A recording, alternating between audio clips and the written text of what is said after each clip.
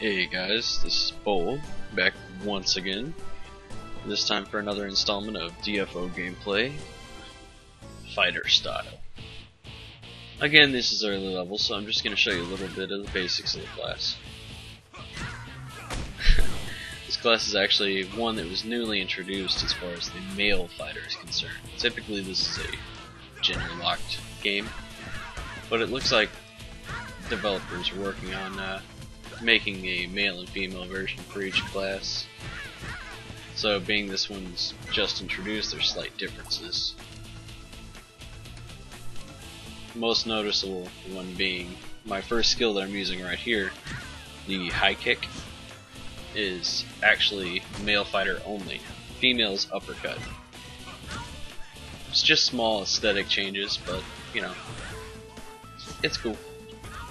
Makes me feel more like Bruce Lee this way, with off kicks.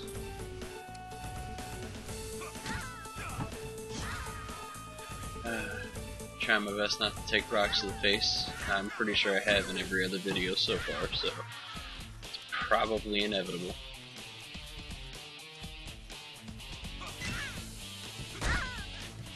This is also the least favorite of my classes, just because absolutely everything you do is up close and personal.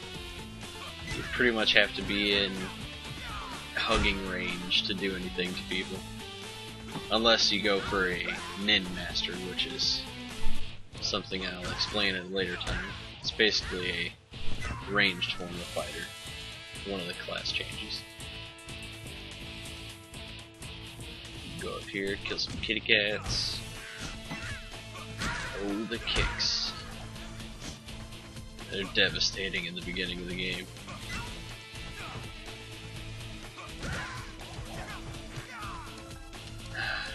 Mobs dodging kicks. Not fun.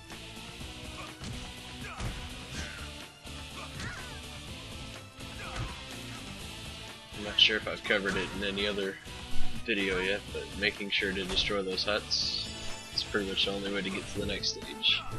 The hut itself counts as a mob even if there's not one in it, so mind those if you decide to actually pick this up and play.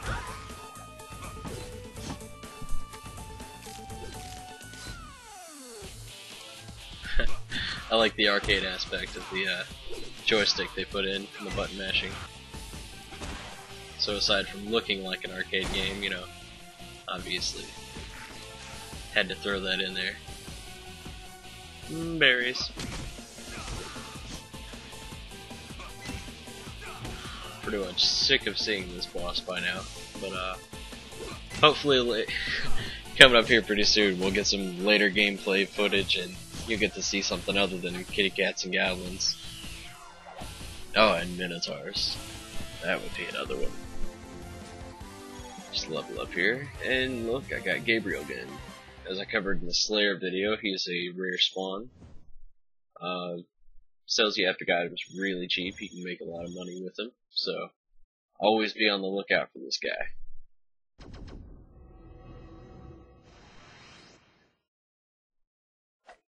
I always pick card number 2. It's my card. Nobody else gets it. And we're gonna pick up a pot here for about 100 gold. That's pretty much nothing. Cube fragments, I'll take all those because, well, they're used in a number of quests, and some skills actually require cube fragments to use later. So it's best to collect those as soon as possible and just kind of hold on to them, as long as they don't affect your weight carriage that much. It's one of the downsides. Alright, we're gonna take a trip into Thunderland once again. Fight this little lightning goblin. Punch more goblins in the face. Or kick, rather.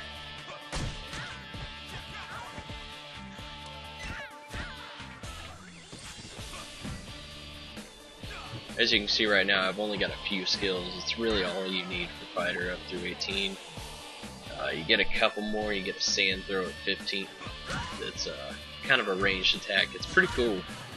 I believe it lowers their accuracy when you hit them as well. And one of the other abilities that I could have, I think at this point, would be, I think it's called knee drop, where you just grab him and knee him a couple times in the stomach. That would be one of the new abilities they put in, because the female fighter actually gets a suplex, which she does instead.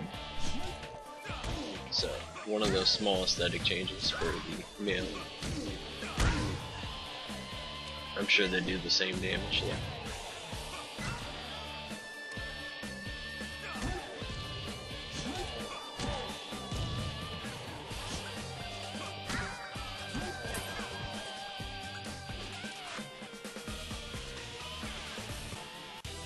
And on to the boss.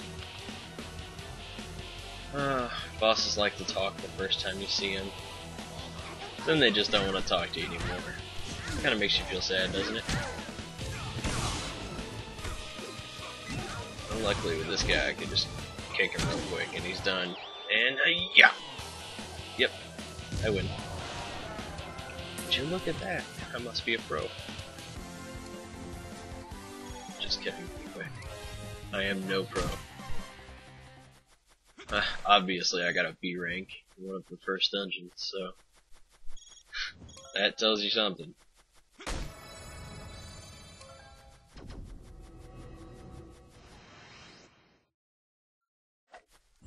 And oh, second card again.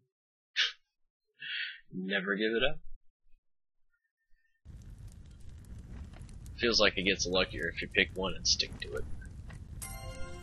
And there we go, 8 quests done. Gotta love it. Episode complete. It's like a main quest.